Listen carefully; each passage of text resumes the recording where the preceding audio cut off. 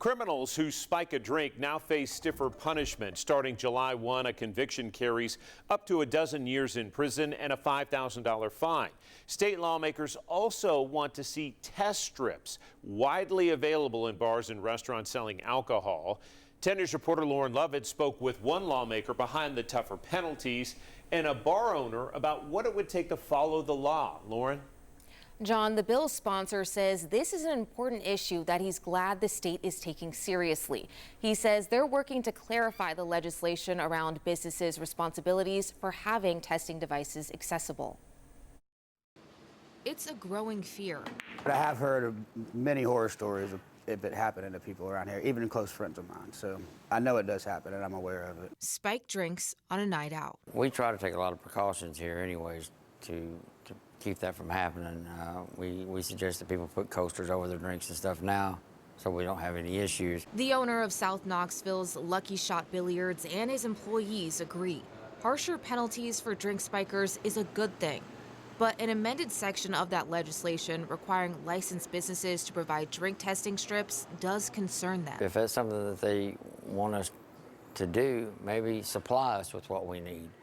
I mean, there's got to be somewhere that the funds available somewhere to cover the cost to the business so that we can make sure everybody's safe. Democratic State Representative Bob Freeman says figuring out the specifics for this session was too rushed. As we were working through that and working with the TBI to kind of figure out what those test strips could test for, how many they had to have, what's the penalty if they don't have them. He says he's spending time before January meeting with stakeholders to determine those consequences, which he says could be having to close down. I just think that's extremely harsh.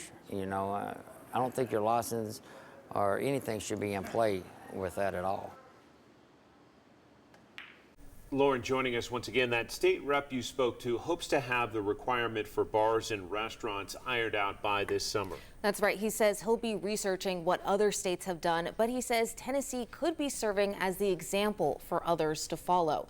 Some discussion around those requirements included businesses needing to have 10 to 15 drink testing strips at all times.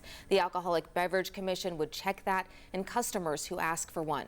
Freeman also says if they ran out, businesses would need to restock the strips within 3 days. And for the cost, he says that would fall on either the businesses or the customers. Clearly the discussion not over. Lauren Lovett on the update. Thank you. This is just one of a whole list of new laws set to start July 1st. One targets underage use of tobacco and vapes. Anyone under 21 caught illegally buying vape or tobacco products must finish 50 hours of community service. They could also be required to participate in a court program and pay a fine of up to $50. Children under 18 may be placed on a diversion program that can last up to 90 days. Break the law again, and it could bring 6 months of probation. Another law requires drug testing of a dead mass shooter. That's anyone suspected of a shooting that kills more than 4 people. If the suspect is under the age of 18, a parent or legal guardian can give permission for blood or urine tests.